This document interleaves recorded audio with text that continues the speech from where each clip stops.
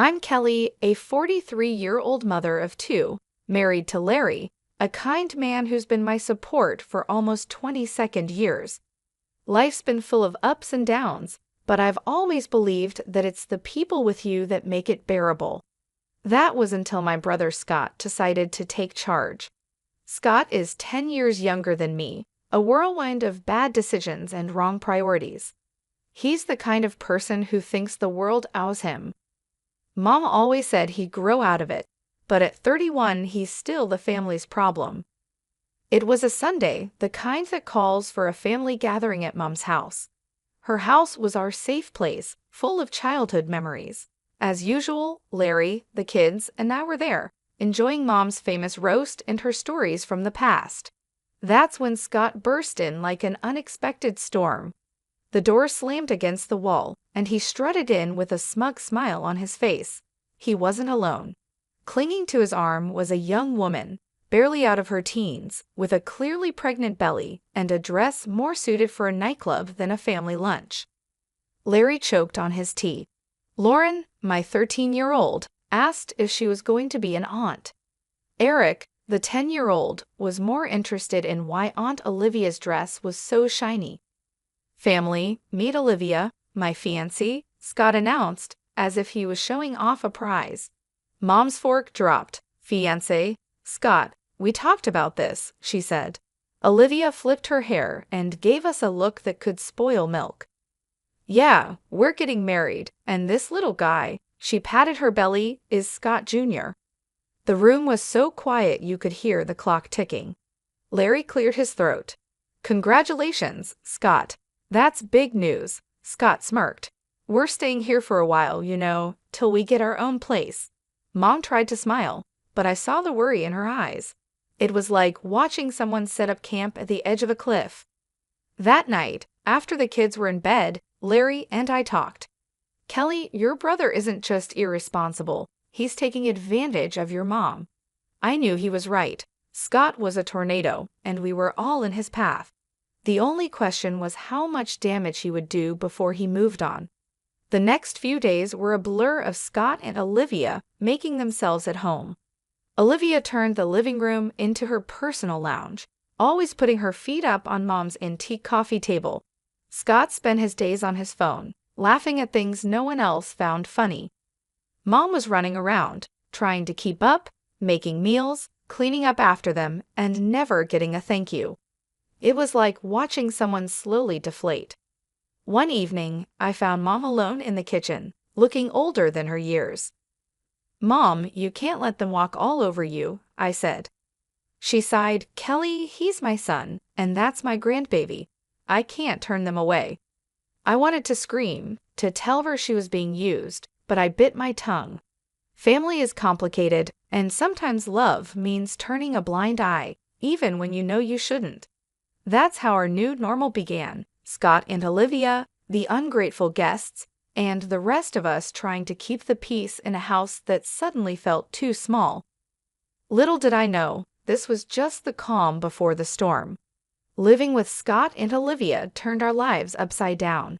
Every morning started with Olivia's loud complaints about her backache or cravings.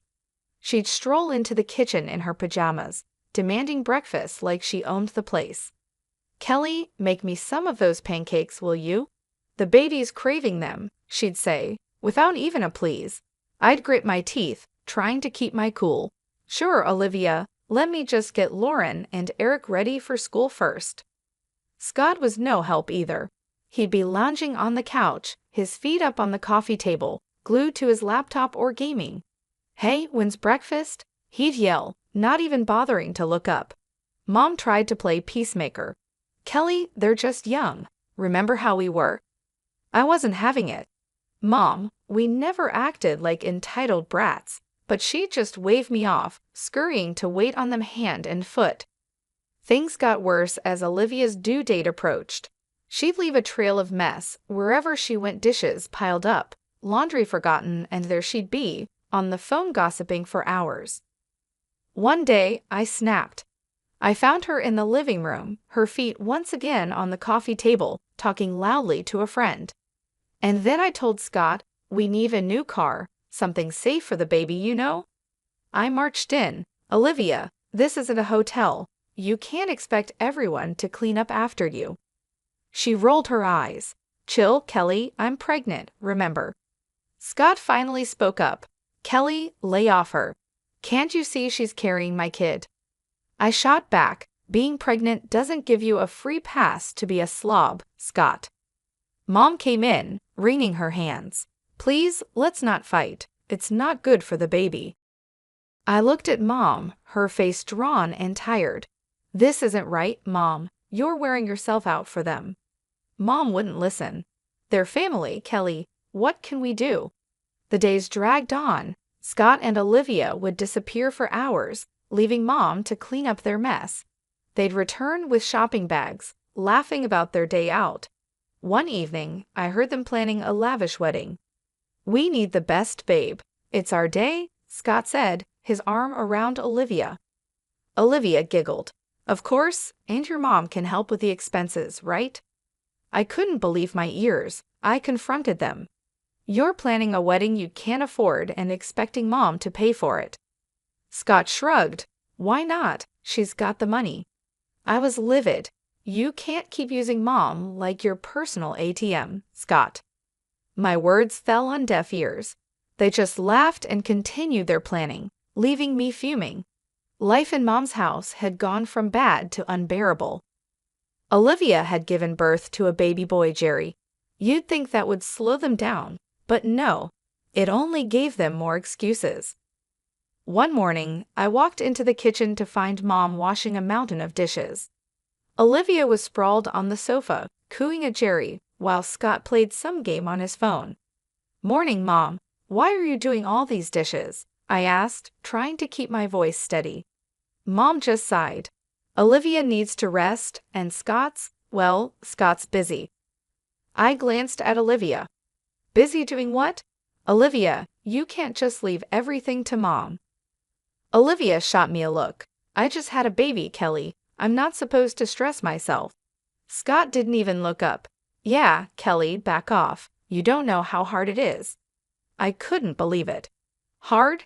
You call sitting on your butt all day hard? Mom tried to calm things down. It's okay, Kelly. I don't mind.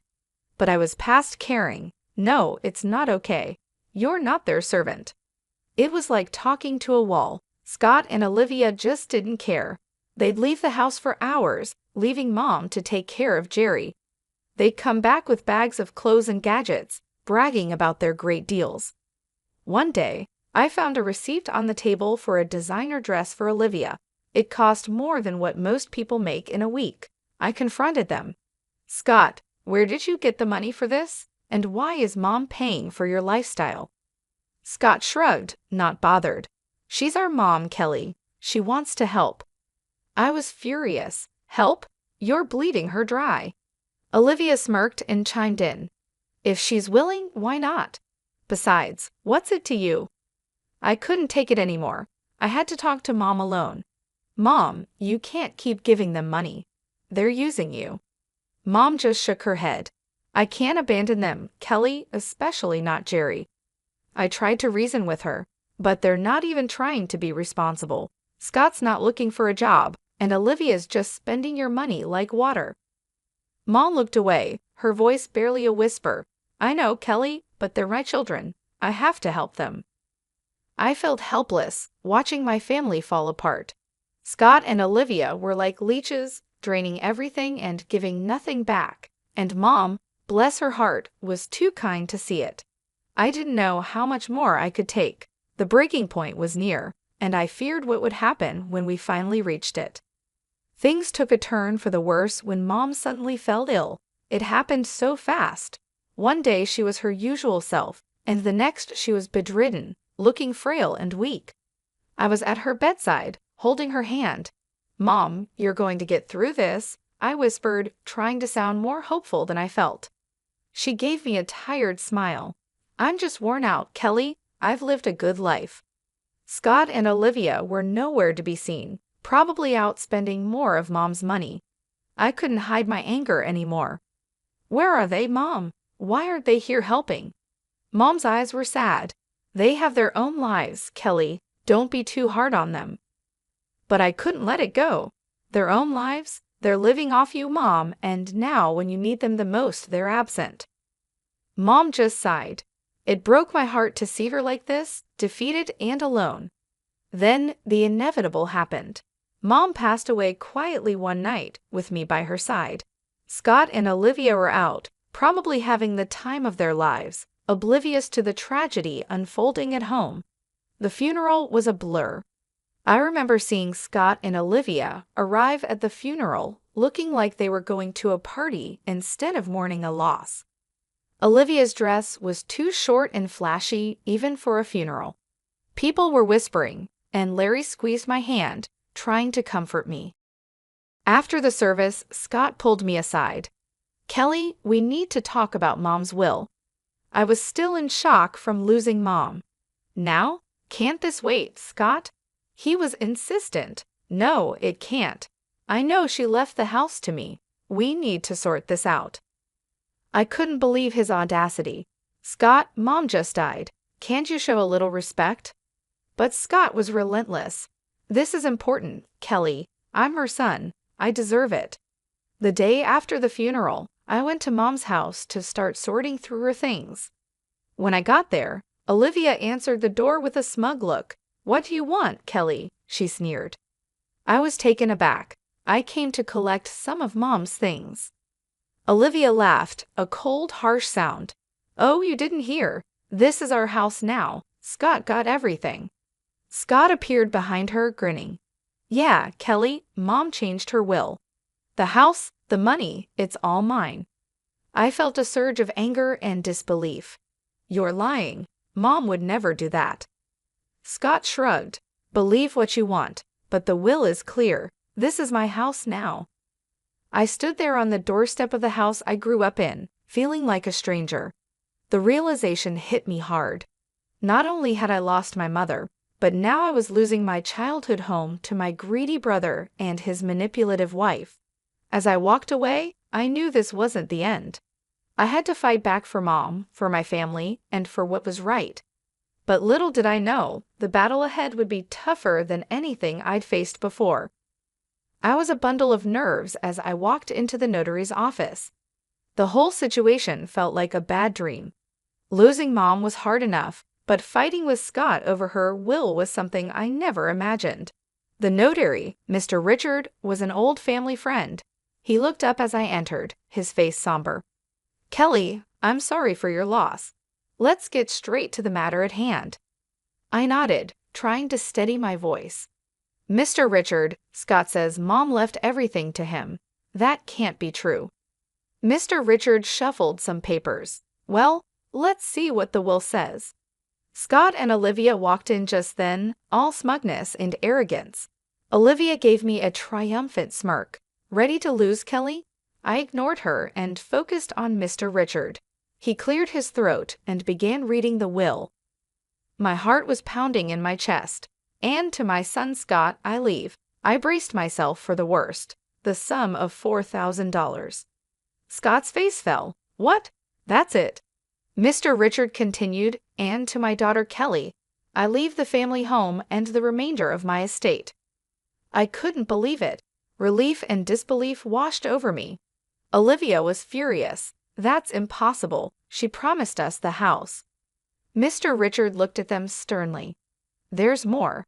It appears your mother made this last will a month ago after expressing concerns about undue pressure from certain family members." Scott was red with anger. She wanted me to have the house." I couldn't help but feel a sense of justice. "Mom knew what you were doing, Scott. She knew you were using her." Scott turned to me, his eyes blazing. "You did this. You turned her against me." Olivia chimed in, her voice shrill. "We'll contest this. We'll get a lawyer." Mr. Richard raised an eyebrow. "You're free to do so, but be aware if it's found that there was any coercion involved in the previous will. There could be legal consequences."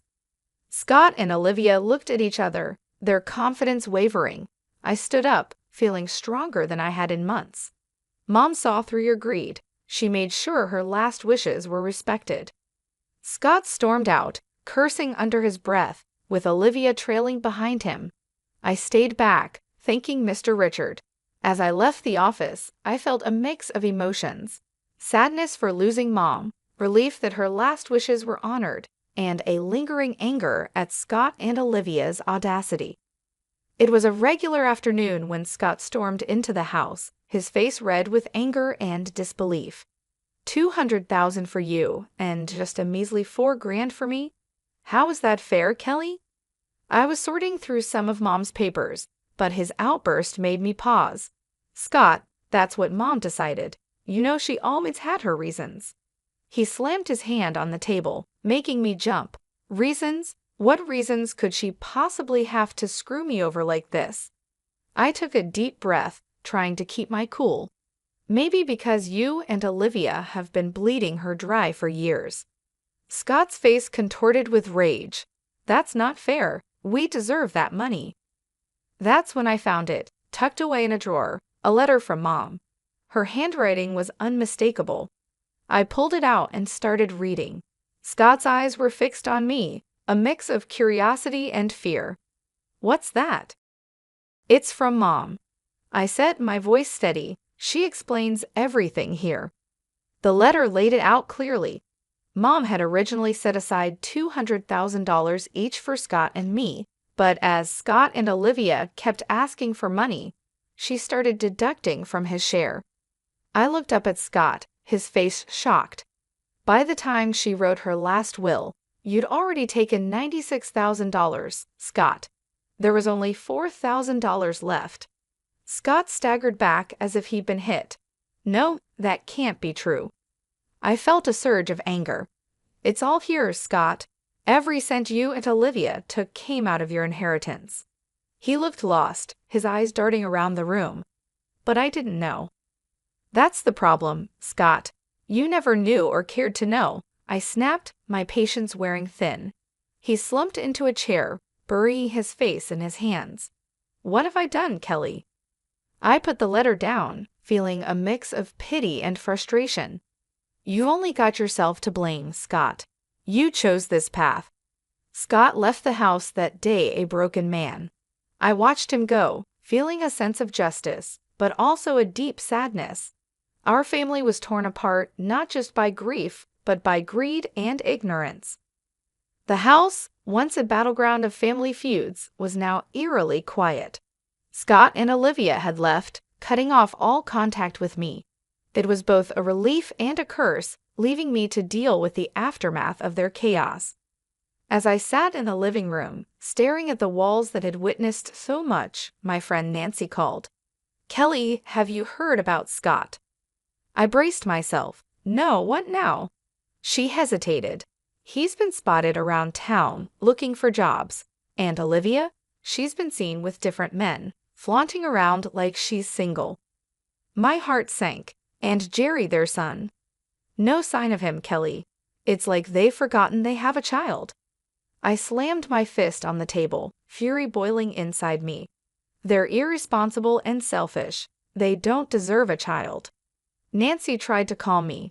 Kelly, maybe there's something you can do. Her words sparked an idea. You're right. I'll fight for Jerry. He shouldn't suffer because of them. The next day, I met with a lawyer, a no-nonsense woman named Miss Michelle. I explained everything, my voice trembling with determination. So, you want to pursue custody of your nephew? Miss Michelle asked, her eyes sharp. I nodded firmly. Yes, he's in a toxic environment. I want to give him a better life. Miss Michelle leaned forward. It won't be easy, Kelly, but if you're ready to fight, I'm with you. I felt a surge of determination. I'm ready. Whatever it takes. The legal battle that followed was tough. Scott and Olivia were unpredictable, sometimes cooperative, sometimes hostile, but I didn't back down. One evening, after a particularly hard day in court, Larry wrapped his arms around me. You're doing the right thing, Kelly. It's hard but right. I leaned into his embrace, exhausted but hopeful. I just want Jerry to be safe, to have a family that cares. The day the judge granted me temporary custody of Jerry was bittersweet. He was a sweet boy, confused and scared, but he slowly opened up to us. Lauren and Eric adored him, and he brought a new kind of joy into our home. Scott's reaction was a mix of anger and defeat. "You've taken everything from me, Kelly." I faced him, my voice steady. "I'm protecting Jerry, something you should have done." As Scott stormed off, I realized our relationship might never be repaired. But this wasn't about us. It was about a little boy who needed a stable home. Life with Jerry was a new adventure. There were challenges, of course, but also laughter and love. He was becoming a part of our family, and I was determined to make it permanent. Looking back, I knew I'd made the right decision. It was time for new beginnings for all of us, a chance to heal, grow, and build a future filled with love and stability. That was the legacy I wanted to leave, a stark contrast to the selfishness and greed that had once threatened to tear us apart. The house, once a reminder of family discord, was now filled with laughter and the pitter-patter of little feet. Jerry had become a part of our lives, his presence a constant source of joy and wonder. One evening, as we were tucking him into bed, he looked up at me with those big innocent eyes. "Aunt Kelly, am I going to stay here forever?" I smoothed his hair, my heart swelling. "Yes, Jerry, you're part of our family now." He smiled, his tiny hand gripping mine. "I like it here. Lauren and Eric are fun." I kissed his forehead. "We love having you here, sweetie." I walked out of his room. Larry was waiting with a proud smile on his face. "He's really settling in, isn't he?" I nodded, feeling accomplished. "He is. We're giving him the life he deserves." The next day, I received a call from Miss Michelle. "Kelly, it's official. The court has granted you full custody of Jerry." I nearly dropped the phone, tears of happiness welling up. "Thank you, Miss Michelle. Thank you for everything." After hanging up, I shared the news with the family. Lauren and Eric cheered, hugging Jerry in a group embrace. Even Larry had tears in his eyes. "We're a family," Larry said, his voice choked with emotion. "A real, complete family." The journey had been long and full of challenges, but we had come out stronger. I thought about Scott and Olivia, wherever they were. I hoped they would find their way, but my focus was now on the children, our family. In the months that followed, Jerry blossomed. He was no longer the timid boy we first met. He was confident, happy, and loved. One day, while we were all in the garden, Jerry came running up to me with a dandelion in his hand. "Look, Aunt Kelly, I made a wish." I crouched down to his level. "And what did you wish for?" He grinned, his eyes sparkling. "I wished we'd all be together forever." I hugged him tight. "That's the best wish, Jerry, and it's come true." As I looked around at my family, I felt a deep sense of peace. We had weathered the storm and emerged stronger. Our future was filled with hope, love, and the promise of new beginnings. This was our story, a testament to the strength of family and the power of love. It was a future of hope, and we were ready to embrace it with open arms.